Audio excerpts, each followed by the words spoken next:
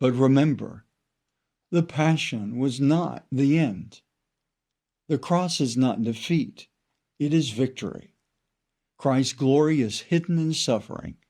His kingship is crowned with thorns. And the church, like her Lord, must pass through her own passion, her own Gethsemane, her own Calvary. But Easter will come. That is why tradition matters. This is why doctrine cannot change. This is why we hold fast to the liturgy of the ages, not because we are nostalgic, but because it is through these sacred things that Christ is with us, even in Gethsemane.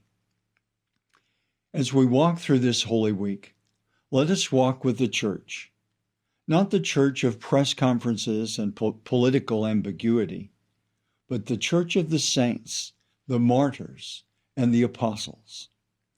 Let us remain at the intersection, where truth stands against lies, where the eternal priest reclaims his temple, where the Lamb prepares to be slain. But as we remain at the intersection of fidelity and confusion, it is not enough merely to observe. Holy Week demands more than sentiment. It calls us to interior participation, to a deeper union with the suffering of Christ, not just in memory, but in reality.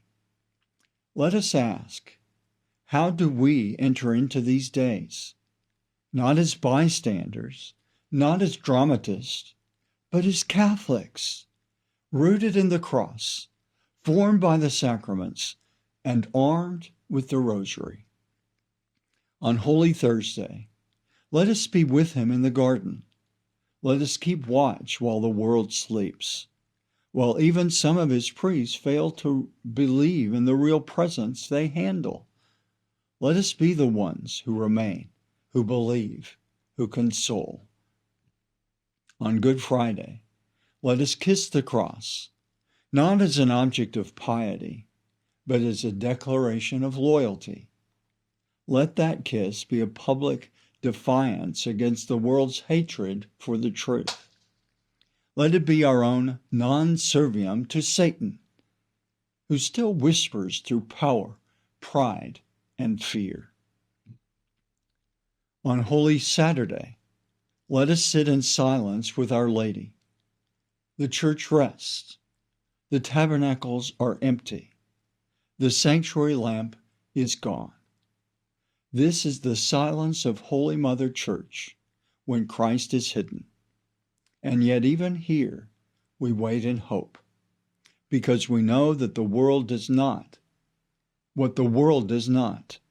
that Christ will rise. We must live this week not merely as penitents, but as witnesses. The world is watching for compromise, for collapse. But what it needs to see, what it must see, is steadfast faith.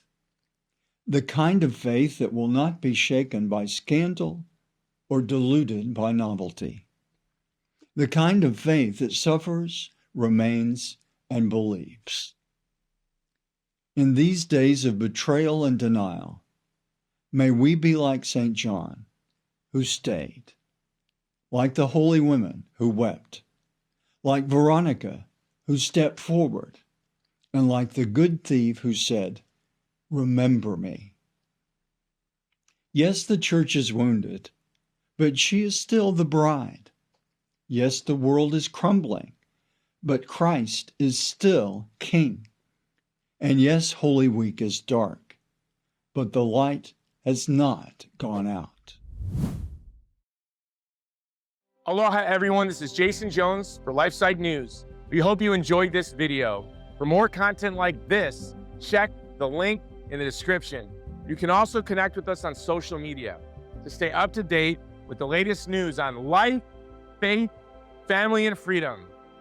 Thanks for watching, and may God bless you.